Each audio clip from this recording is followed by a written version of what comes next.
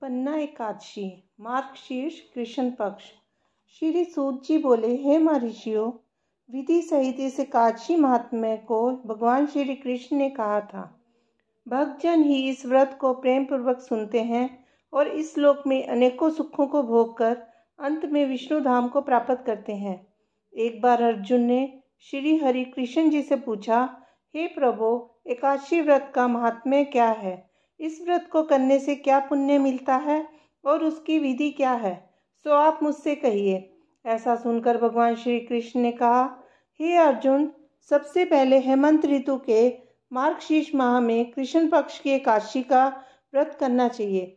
दशमी की शाम को दातुन करनी चाहिए और रात को भोजन नहीं करना चाहिए। एकादशी को सुबह संकल्प नियम के अनुसार कार्य करना चाहिए। दोपहर को संकल्प पूर्वक स्नान करना चाहिए। स्नान से पूर्व शरीर पर मिट्टी का लेप करना चाहिए। स्नान के बाद मस्तक पर चंदन का तिलक लगाएं।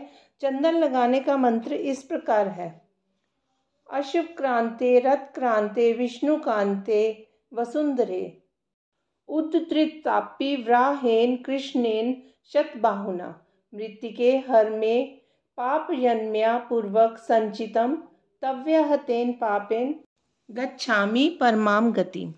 स्नान के बाद धूप दीप नैवेद्य से भगवान का पूजन करना चाहिए। रात को दीपदान करना चाहिए। ये सभी सत्कर्म भक्ति पूर्वक करने चाहिए। रात्रि में जागरण करते हुए श्री हरि का नाम जप करना चाहिए तथा किसी भी प्रकार के भोग विलास या स्त्री प्रसंग से सर्वथा दूर रहना चाहिए। हृदय में शुद्ध एवं सात्विक विचारों को ही स्थान देना चाहिए। एकादशी के दिन श्रद्धापूर्वक ब्राह्मणों को दान दक्षिणा देनी चाहिए और उनसे अपनी गलतियों की क्षमा मांगनी चाहिए। धार्मिक जनों को शुक्ल और कृष्ण पक्ष की दोनों एकादशियों को एक समान समझना चाहिए। उनमें भेदभाव उचित नहीं है। ऊपर लिखी विधि के अनुसार जो मनुष्य एकादशी का व्रत करते हैं उनको शंखोधार तीर्थ एवं दर्शन करने से जो पुण्य मिलता है वह काशी व्रत के पुण्य के 16वें भाग के बराबर भी नहीं है। हे पांडुश्रेष्ठ, व्यतिपात योग में, संक्रांति में तथा चंद्र सूर्य ग्रहण में दान देने से और कुरुक्षेत्र में स्नान करने से जो पुण्य प्राप्त होता है वही पुण्य मनुष्य को एकादशी का व्रत करने से प्राप्त होता है। हे अर्जुन, जो फल वेद पाठी ब्राह्मणों को 1000 गोदान करने से मिलता है उससे 10 गुना अधिक पुण्य एकादशी का व्रत करने से मिलता है। 10 श्रेष्ठ ब्राह्मणों को भोजन कराने से जो पुण्य मिलता है वह काशी के पुण्य के 10वें भाग के बराबर होता है। निर्जल व्रत करने का आधा फल एक बार भोजन करने के बराबर होता है। अतः एकादशी का व्रत करने पर ही यज्ञ दान तप आदि मिलते हैं, अन्यथा नहीं। अतः एकादशी को अवश्य ही व्रत करना चाहिए। इस व्रत में शंख से जल नहीं पीना चाहिए। मांसाहार तथा अन्य निरामिष भोजन एकादशी के व्रत में सर्वदा वर्जित हैं। एकादशी व्रत का फल 1000 यज्ञों से भी अधिक है। ऐसा सुनकर अर्जुन ने कहा, हे भगवान, आपने इस एकादशी के पुण्य को अनेक तीर्थों के पुण्य से श्रेष्ठ तथा पवित्र क्यों बतलाया है? ये सब आप विस्तार पूर्वक कहिए। भगवान श्री कृष्ण बोले, हे कुंती पुत्र, सतयुग में एक महाभयंकर दैत्य हुआ था। उसका नाम मूर था। उस दैत्य ने इंद्र आदि देवताओं पर विजय प्राप्त कर उन्हें उनके पद से च्युत कर दिया। तब देवेंद्र ने शंकर भगवान से प्रार्थना की, हे कैलाशपति, हम सब देवता मूर दैत्य के अत्याचारों से दुखी होकर मृत्यु लोक में अपना जीवन व्यतीत कर रहे हैं। राक्षसों के भय से हम बहुत दुख और कष्ट भोग रहे हैं। मैं स्वयं बहुत दुखी और भयभीत हूँ। अन्य देवताओं की तो बात ही क्या है। अतः हे देवादिदेव, आप कृपा कर इस महान दुख से छूटने का उपाय बतलाइए। तब शंकर जी ने कहा, हे देवेंद्र, आप विष्णु भगवान के पास जाइए। मधु कैटभ का संहार करने वाले श्रीहरि देवताओं को अवश्य ही भय से मुक्त करेंगे। इंद्र तथा अन्य देवता महादेव जी के आदेश अनुसार क्षीर सागर गए, जहाँ पर भगवान विष्णु शेष सैया पर विराजमान थे। भगवान विष्णु के समक्ष उपस्थित होकर सभी देवताओं सहित इंद्र ने उनकी स्तुति की। हे देवादिदेव, आप स्तुति करने योग्य हैं। आपको बारंबार प्रणाम है। हे दैत्यों के संहारक, आप हमारी रक्षा करें। हे जगन्नाथ, हम समस्त देवगण दैत्यों से भयभीत होकर आपकी शरण में आए हैं। इस समय दैत्यों ने हमें स्वर्ग से निकाल दिया है और हम सब देवता बड़ी ही दयनीय स्थिति में पृथ्वी पर विचरण कर रहे हैं। अब आप ही हमारी रक्षा कीजिए, रक्षा कीजिए। हे देवादिदेव, हे त्रिलोकपति, हमारी रक्षा करें। देवताओं की करुणावाणी सुनकर श्री विष्णु भगवान बोले, हे देवताओं, वह कौन सा दैत्य है जिसने देवताओं को जीत लिया है? तुम सभी देवगण किसके भय से पृथ्वी लोक में भटक रहे हो? क्या वह असुर इतना बलवान है जिसने इंद्र सहित सभी देवों को जीत लिया है? तुम निर्भय होकर मुझे सब कुछ बताओ। भगवान के उन अमृत रूपी वचनों को सुनकर इंद्र बोले, हे भगवान, प्राचीन समय में ब्रह्म वंश में उत्पन्न हुआ नाड़ी जंगम नाम का एक दैत्य था, जिसका मोर नामक एक पुत्र है, जो चंद्रवती नामक नगरी में निवास करता है, जिसने अपने बल से समस्त विश्व को जीत लिया है और सब देवताओं को देवलोक से निकालकर अपने दैत्य कुल के असुरों को इंद्र, अग्नि, यम, वरुण, चंद्रमा आदि लोकपाल बना दिया है। वह स्वयं सूर्य बनकर पृथ्वी को तापता है और स्वयं मेघ बनकर जल की वर्षा करता है। अतः आप उस बलशाली भयानक दैत्य का संहार करके देवताओं की रक्षा करें। इंद्र के ऐसे वचन सुनकर श्री विष्णु भगवान बोले, देवताओं, मैं तुम्हारे शत्रु का शीघ्र ही संहार करूंगा। मुझे तुरंत ही चंद्रवती नगरी में ले चलिए। इस प्रकार भगवान विष्णु देवताओं के साथ चल दिए। उधर दैत्यराज मोर ने अपने तेज से जान लिया था कि श्री विष्णु युद्ध की इच्छा से उसकी राजधानी की ओर आ रहे हैं। अतः अपने राक्षस योद्धाओं के साथ वह भी युद्ध भूमि में आकर गरजने लगा। देखते ही देखते युद्ध आरंभ हो गया। युद्ध प्रारंभ होने पर असंख्य दानव अनेक अस्त्रों शस्त्रों को धारण कर देवताओं से युद्ध करने लगे, परंतु देवताओं के मन में तो पहले ही भय समाया हुआ था। वे अधिक देर तक दैत्यों के सामने न टिक सके और भाग खड़े हुए। तब भगवान विष्णु स्वयं युद्ध भूमि में आ गए।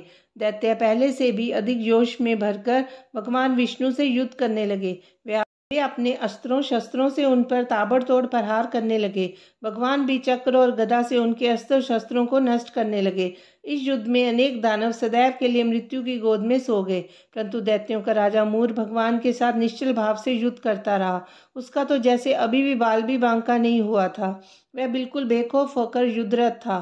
भगवान विष्णु मूर को मारने के लिए जिन जिन शस्त्रों का प्रयोग करते, वे सब उसके तेज से नष्ट होकर उस पर पुष्पों के समान गिरने लगते। अनेक अस्त्रों शस्त्रों का प्रयोग करने पर भी भगवान उसको जीत ना सके। तब आपस में मल्ल युद्ध करने लगे। भगवान विष्णु उस दैत्य से देवताओं के लिए सहस्र वर्ष तक युद्ध करते रहे, परंतु उस दैत्य को जीत ना सके।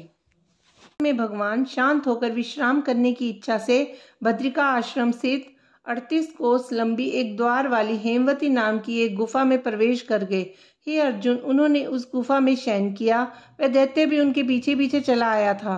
तब श्री विष्णु को सोते हुए देखकर वह उन्हें मारने को तैयार हो गया। उसका ख्याल था कि मैं आज अपने चिर शत्रु को मारकर हमेशा हमेशा के लिए निष्कंटक हो जाऊंगा, किंतु उसकी वह इच्छा पूर्ण न हो सकी, क्योंकि उसी समय भगवान विष्णु की देह से दिव्य वस्त्र धारण किए एक अत्यंत सुंदर कन्या उत्पन्न हुई और दैत्य को ललकार कर उससे युद्ध करने लगी।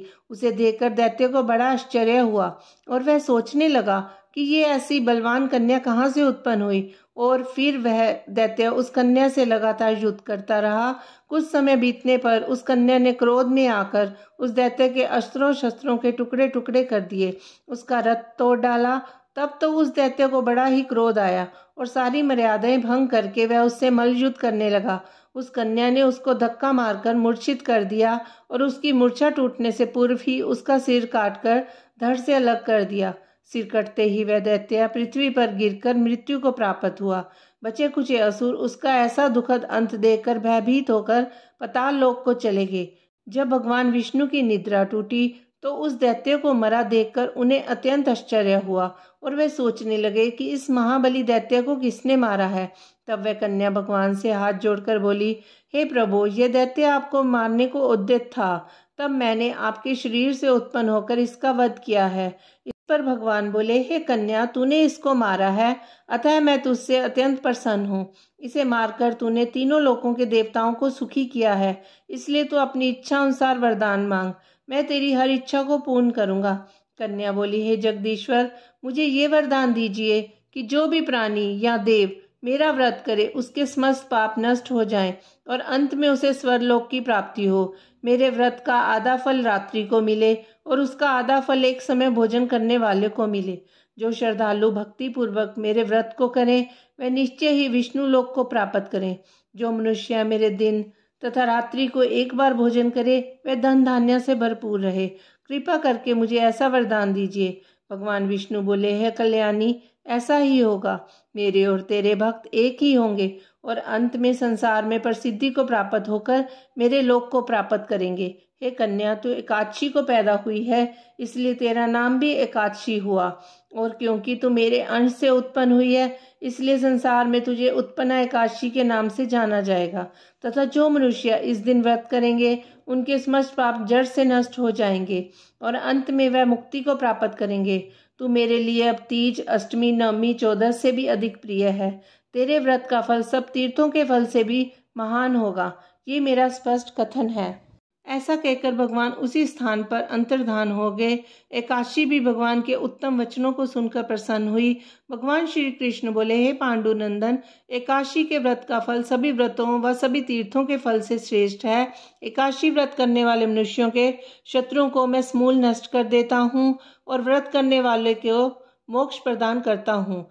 उन मनुष्यों के जीवन की जो भी विघ्न बाधाएं होती हैं, मैं उन्हें भी दूर कर देता हूँ। तात्पर्य ये है कि मुझे अत्यंत प्रिय एकादशी के व्रत को करने वाला प्राणी सभी ओर से निर्भय और सुखी होकर अंत में मोक्ष का अधिकारी होता है। हे अर्जुन, ये मैंने तुम्हें एकादशी की उत्पत्ति के विषय में बतलाया है। एकादशी व्रत समस्त पापों को नष्ट करने और सिद्धि को देने वाला है। उत्तम मनुष्यों को दोनों पक्षों की एकादशियों को समान समझना चाहिए, उनमें भेदभाव मानना उचित नहीं है। जो मनुष्य एकादशी महात्म्य का श्रवण व पठन करेंगे, वह अश्वमेध यज्ञ के समान फल प्राप्त करेंगे। ये मेरा सत्य वचन है, इसमें किसी प्रकार का संशय नहीं है। कथासार, ये एकादशी भगवान विष्णु की साक्षात शक्ति है। जिस शक्ति ने उस राक्षस का वध किया, जिसे भगवान भी जीत पाने में असमर्थ थे, उस शक्ति के आगे मनुष्य के पाप रूपी राक्षस भला कैसे ठहर सकते हैं। जिस शक्ति ने देवताओं को सुख दिया, वह प्राणी मात्र को क्या नहीं दे सकती। सुख, समृद्धि, शांति और मोक्ष सभी कुछ सहज प्राप्त हो जाता है।